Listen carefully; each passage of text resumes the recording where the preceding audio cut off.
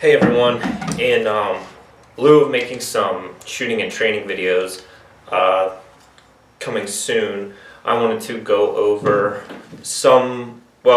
essentially wanted to go over my AR-15 setup just because I know that people like to ask and like to know that kind of stuff, so I wanted to go over kind of why I chose what I chose and why I chose what I chose and some of the pieces of equipment that I have on here and just why.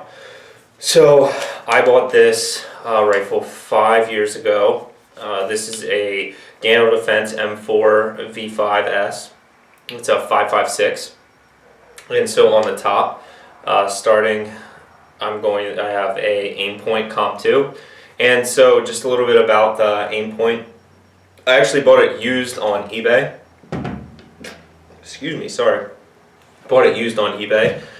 This is a military refurbished, or it went missing off a gear list. I don't know how the person on eBay came to acquire this site, but it says that it was refurbished, so we can hope that it did not come from nefarious means, but you know how that works. So going forward from there, I have Magpul flip-up sights, and the thing is, these sights look cool, but they're not good for anything unless they're actually zeroed. So these are actually zeroed, my backup iron sights, and I have a in-force light here on the side,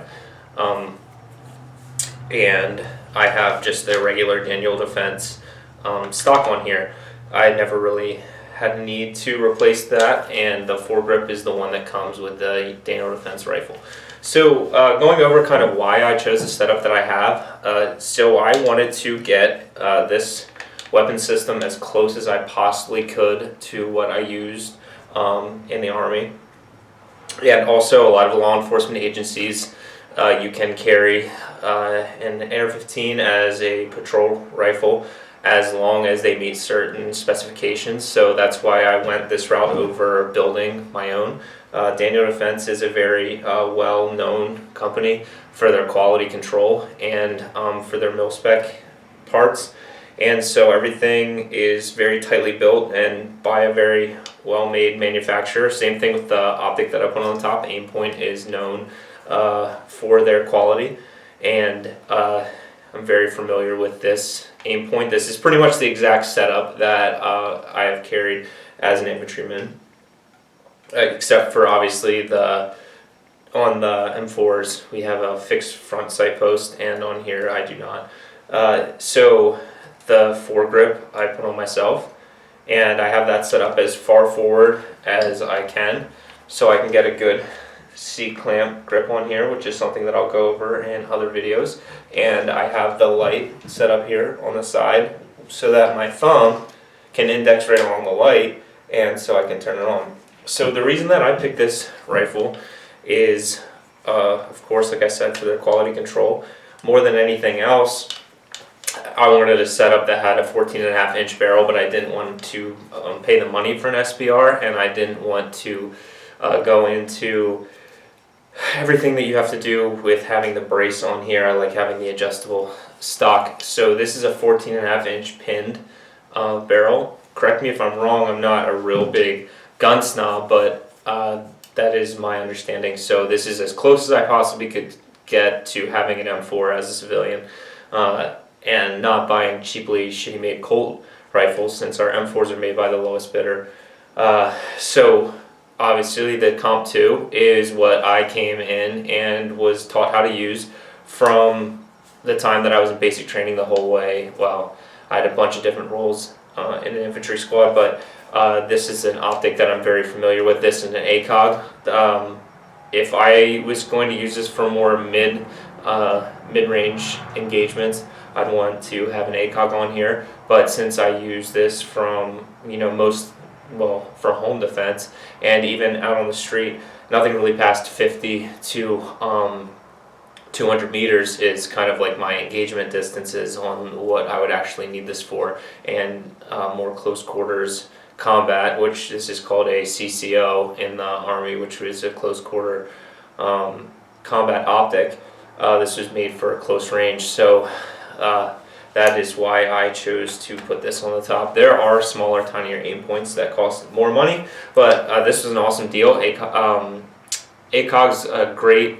Also, I have a lot of I've used them a lot, and EOTechs are pretty awesome too.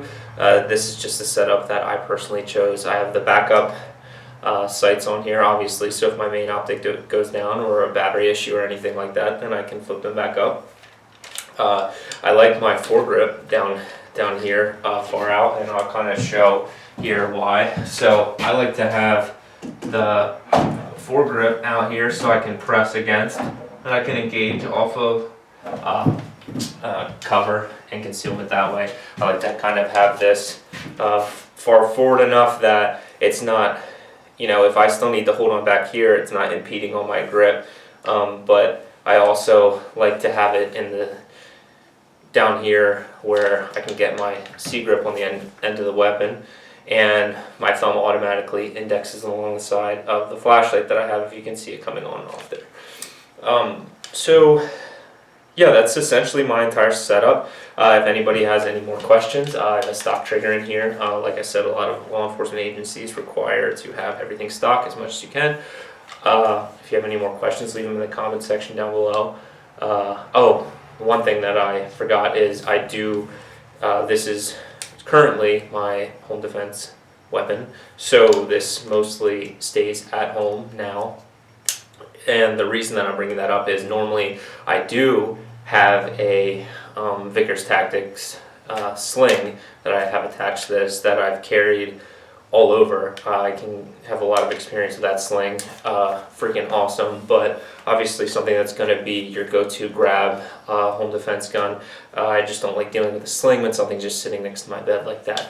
So like I said, if you guys have any questions, let me know. I've had zero issues with this weapon. I have shot thousands upon thousands of rounds through it, and zero issues. I have a ton of experience with this optics, so if you have any questions about that, let me know. The backup iron sights have worked great. Also, I love this Inforce light here. So if you guys have any questions, just let me know. I'm hoping to have some more shooting and training videos coming up soon, just to give my, some of my background and experience, and hopefully we can get some cool videos out to you guys. This is the Modern American Patriot, signing out.